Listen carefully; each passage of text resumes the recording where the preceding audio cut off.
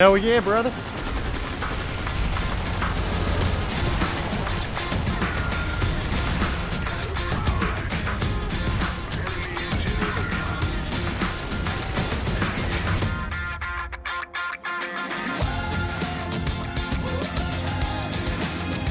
Good day there once again, viewers. This is your mate Kamikaze78 here, coming to you guys with some more Planetside 2 content. So guys, in my last video we went over some of the things that Planetside 2 needed to do to make 2020 a great year for the game. On the more technical side of things, you know, focusing on things like server and client performance, where server performance is actually going to be somewhat addressed with the server upgrades coming as of tomorrow, if my timing is correct with this video.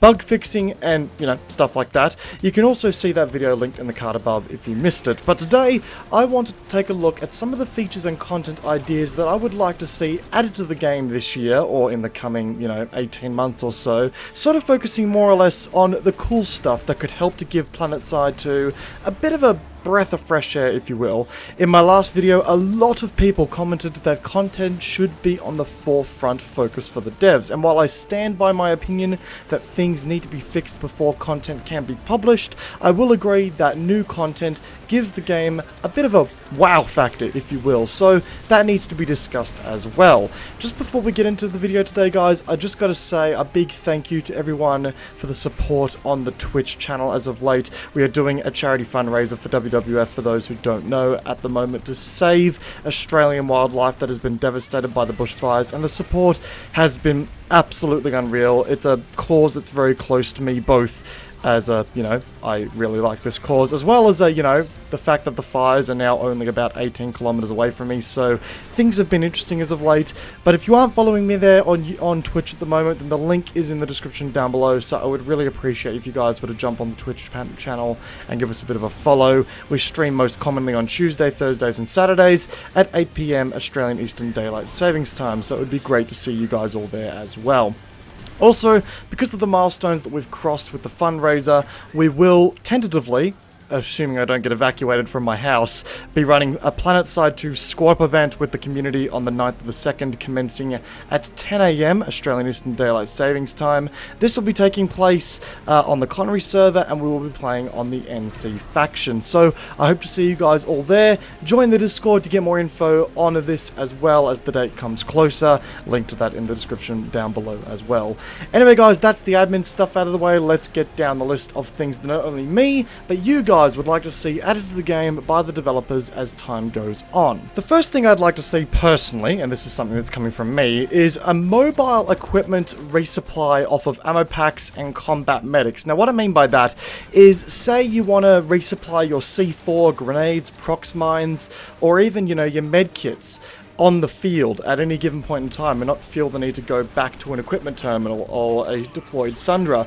I would love to see a mechanic where you could press and hold E, if you will, on an ammo crate or on a combat medic, and you will get the option to resupply the relevant resources from those two entities. So for your C4 grenades and prox mines, you would point yourself at an ammo pack, or if you're looking at a med kit, then you just aim at a nearby medic, and bada bing bada boom, you get yourself a resupply of those tools. Now, because you are doing it from the field and not from a grounded resupply terminal, I would suggest that there would be a 25% resources increase to the price in order to do this mid-combat. But I think this would be a really good way to sort of help to resupply you on the battlefield in case you need that extra little bit of resources for the next wave of enemies or for an upcoming fight, if you're looking to spare those few extra resources. Now, the second thing I'd like to see implemented into Planetside 2 is a ping system for squad leaders to use in the heat of combat. Now, right now, squad leaders have the ability to use a waypoint system for,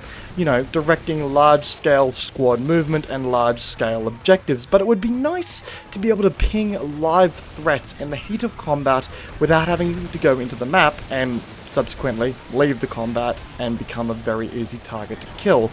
No one likes having a dead squad leader who can't give orders right in the thick of battle. So I'd love to see squad leaders be able to ping things like objectives, or, you know, different doorways that they're going to want squads to cover, or hell, even ping priority targets like an enemy max suit for the squad to go ahead and just focus fire. I think it would really allow for some tighter, more dynamic squad play in the more micromanagement side of the game. Now, the next thing I would like to see as well, guys, is some new base mechanics and fleshing out mechanics that have already been implemented into the game to give capturing bases a bit more of a dynamic feel, you know? So for one, I'd like to see more cases of spawn rooms being controlled by objectives in a base, similar to the classic Freya amp station design that we've seen implemented onto other amp stations as well.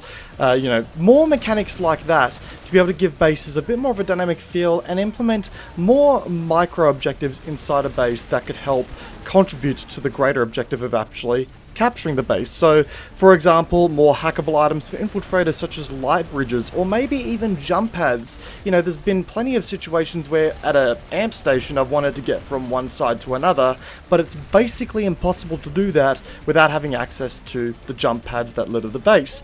Wouldn't it be cool if an infiltrator could come up and hack those base jump pads to be able to allow for their allies to make quick movement around a larger scale base, even if it's for like a 30-second window or something? I think that would be a really nice potential way to give infiltrators a bit more of a role in these base captures. Hell, I'd even like to see generators that control the lighting in some bases, so at night you could turn off the lights and allow for some really dark CQC night vision sort of IRNV focused firefighting. I think that'd be a really cool thing to add to the game as well. Some more environmental impacts on how the game operates.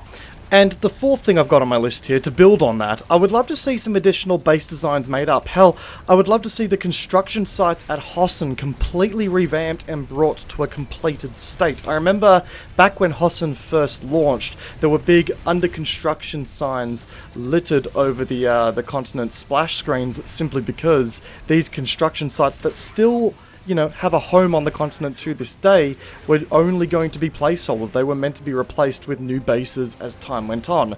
That never happened, so maybe they could use those bases as a place to test out new base capturing mechanics and concepts. Things like, you know, the infamous rush game mode from Battlefield. If we could have that sort of playstyle implemented into Planetside 2 bases, I would absolutely love that, and it would change up the flow of combat from time to time in these bases and in these territories. So I think that'd be a really cool mechanic to see as well. Now, the fifth sort of feature that I'd like to see added to the game, and this sort of, you know, carries over with, again, the idea of revamping bases and revamping territory. I feel as though this is one of the biggest selling points of the game, is the idea of capturing territory and contributing to a greater objective. So I feel as though that side of the game needs to be greatly revamped. And I feel as like there are some opportunities here with the current bases that we have right now and the outfit capturing mechanic, and I feel as though that could be expanded upon. Right now we have a system that only allows for gloating and bragging rights. You and your outfit capture a base, your banner's on there, bada bing bada boom, that's your base technically, well done, you've captured it. And that's about it. That's the greatest extent to, you know, how far this mechanic goes. Personally, I would love to see it so that when an outfit captures a base, they have the option to change the configuration of the defenses on the base and maybe even upgrade them. So maybe if an outfit captures a base, they have access to a terminal in the base's spawn room that allows them to create defenses that have a predetermined location on the outskirts, like additional walls or engineer turrets that are accessible by all players. And these are prefabs that don't exist until the outfit who's captured the base decides to construct them. And this could be implemented also using the ants and the quartium resources on the map, so that outfit members would be able to go out, collect these quartium resources and deposit them into the base's resource pool, which will then give the construction system in its current form a bit more usefulness to more players who don't want to spend 30+ minutes building a base. Instead, those who are in an outfit can contribute using that same system but on a smaller scale.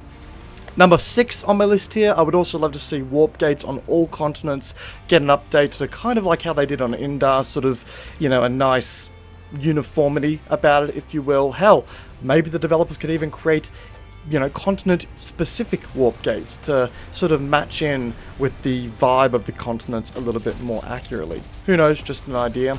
Number 7, and this has always been at the top of my list, no matter where we go, I'd love to see more Empire-specific vehicles. You know, to me, I don't like seeing NS vehicles littering the map. You know, if we've got 3 independent, unique factions roaming around, I figured there'd be more faction-specific vehicles, you know, each faction at the top of their technological game, trying to outwit the other and outdo the other by bringing out some unique monstrosity of a vehicular manslaughtermobile. Like, I'm going off on a tangent here, but I reckon it'd be really cool to see, you know, the Vanu Sovereignty's hover mechanics accented on, and, you know, the NC's guerrilla warfare style of design accented on. Like, some more focus on faction-specific mechanics would be amazing for vehicles, and it'd be a really great way to sort of, you know, mix up combat a little bit on the battlefield. Item number 8 on my list is Empire-specific weapons. Now, you guys know how I am. I hate having weapons in the game that are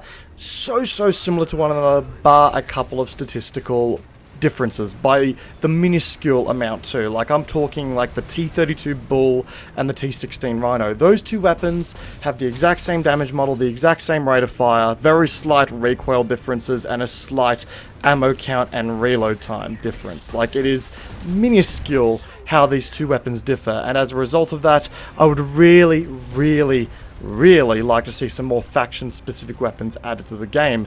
Neon suggests, and this is one of the viewers on my channel, thank you for the support by the way, Neon. Neon suggests something like a new round of heavy weapons like the railgun for the NC, or a beam weapon for the VS, and an AI rocket rifle for the TR, similar to that of the Sidewinder in Titanfall 2 is sort of the idea that I have in my head. But to see some more faction-specific weapons in the game would really help to liven up the battlefield and really liven up the feel of Planetside 2, in my opinion.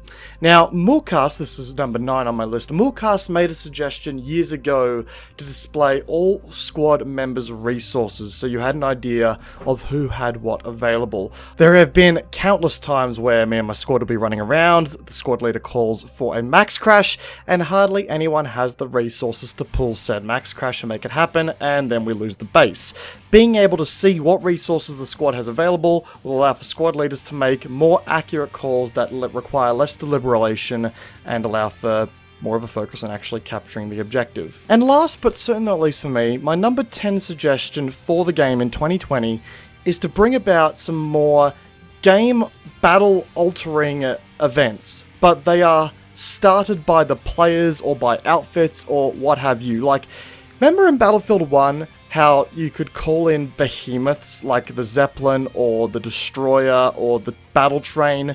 This sort of stuff I'd like to see implemented into Planetside 2. So, you know, a faction can call in a Bastion or something, or, you know, a faction can call in a, what's what I'm looking for here, like a Colossus tank, or a massive behemoth of a vehicle that is Tide of War turning style stuff that requires entire factions to pull all of their resources into trying to counter.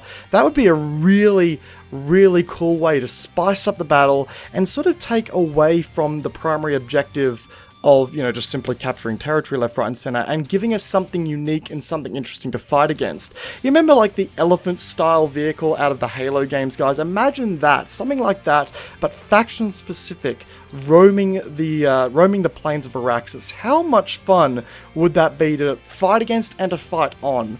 That, to me, would just be an amazing implementation to the game. Now, I don't know if the continents and the way they're built would be able to facilitate something like this, but it would just be really cool to see, and, you know, maybe one of these days we'll see something like that added. Anyway, guys, that is everything from me today and wraps up today's video. I hope you guys enjoyed it. This was a slightly longer one, but I figured this was a good video topic to discuss as we moved into 2020. The development team's size is now astronomically larger than what it used to be, so I have high hopes for the game, and I hope that they take this opportunity to implement some really cool game altering and hype inducing features to the game. If you guys enjoyed today's video and the gameplay, be sure to backhand the like button. I would really appreciate it, guys. And if you found yourself enjoying the video and you're new to the channel, be sure to backhand that subscribe button whilst you're at it, and let me know in the comment section down below what you guys would also like to see feature-wise added to the game in the coming 18 months. Once again, guys, hope you enjoyed today's video. Peace out,